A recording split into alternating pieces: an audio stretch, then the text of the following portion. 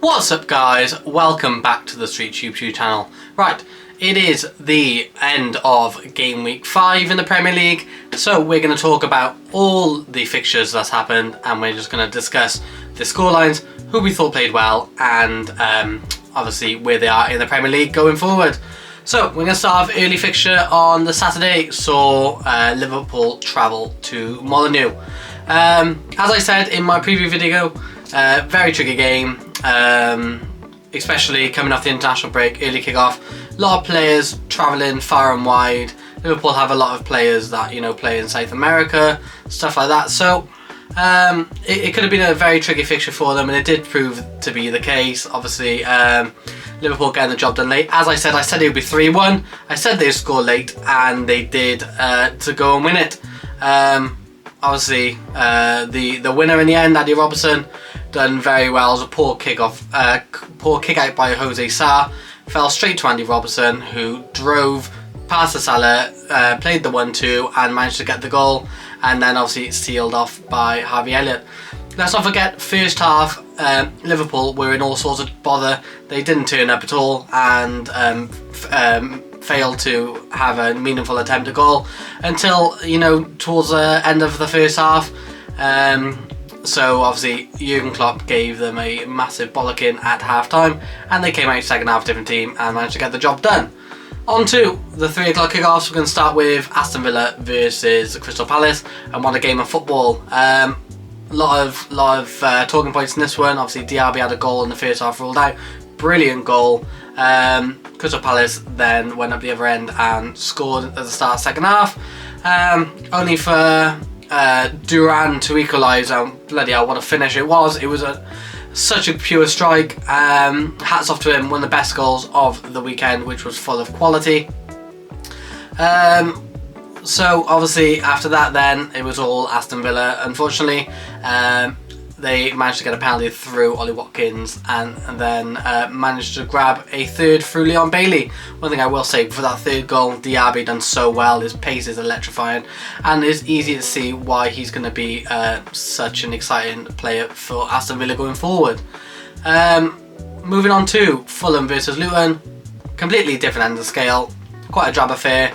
I think even this early stage, Luton have now resigned themselves back to the Championship, and potentially could be up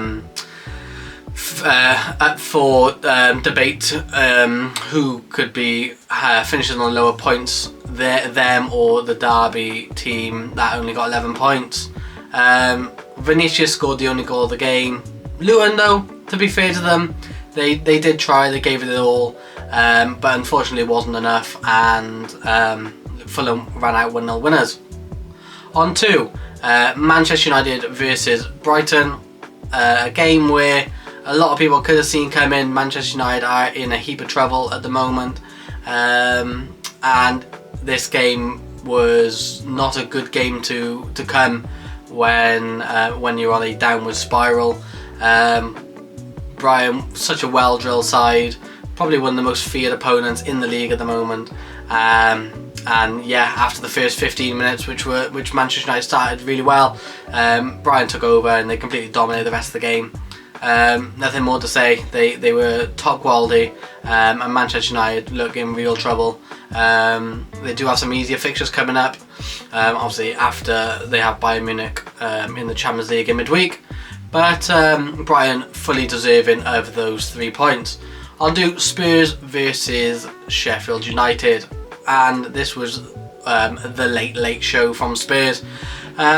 What scenes at the end of the game? As soon as that second goal went in from Kulusevski, it was pandemonium in the stadium.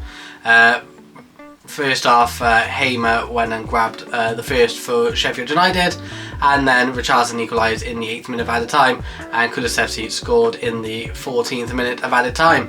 Well, that shows why this added time is well and truly justified in the Premier League. Creates moments like this, and obviously the fans watching managed to get 90 minutes of full action football, which is what every paying fan would like to see.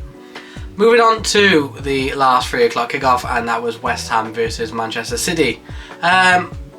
Manchester City, I thought this would be a banana skin for them. West Ham playing so well. But Manchester City is such a well-drilled side, obviously the best in Europe at the moment, showed their class after going 1-0 down and getting the job done to win the game 3-1. Onto the late kick-off on the Saturday, so Newcastle versus Brentford. Both teams actually played really well in this one. Just a solitary goal, penalty by Callum Wilson. Strange selection, I thought, from Eddie Howe in this one.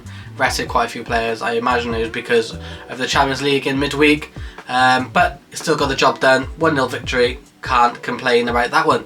On to Sunday, and that saw the early kick-off of Bournemouth versus Chelsea. Again, another drab affair, a 0-0, not many talking points. I thought Bournemouth actually played quite well, to be fair. They held out Chelsea. Chelsea didn't really have that many moments, even though they had all the possession. They didn't have that many moments of worry for the Bournemouth goalkeeper, even though I thought he did, when he did face harder shots, yeah, I thought he did very well. Moving on to Everton versus Arsenal. Arsenal haven't beaten Everton at Goodison Park since 2017, so it was easy to see Arsenal slipping up in this one. They were dogged.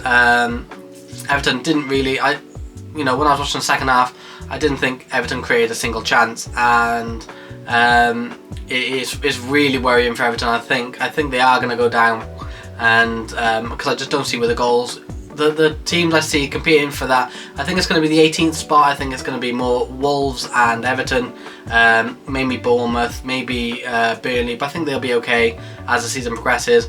But if you look at those two in comparison, Wolves or Everton, you look at the firepower both teams got. If Wolves can keep the likes of Neto fit, I think Wolves will be in a lot better position than Everton.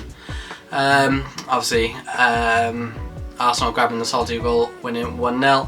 And now on to the last game of the game week, and that's saw Nottingham Forest up against Burnley. And I'd say both teams were unlucky to win, not win this one.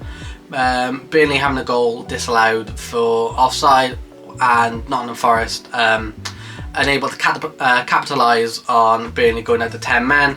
I think a 1-0 victory was a fair result, and both teams will be happy with the point. So that is obviously the end of my review of this game week. I thought certain teams played very well. There was a lot of comebacks this week. A lot of teams went 1-0 down, which was a bit strange. Liverpool, Spurs, Manchester City, but they all come back and won. Even Aston Villa went 1-0 down and came back. So overall, pretty good game week for the top sides, other than Manchester United. But like I said, they're in a heap of trouble at the moment.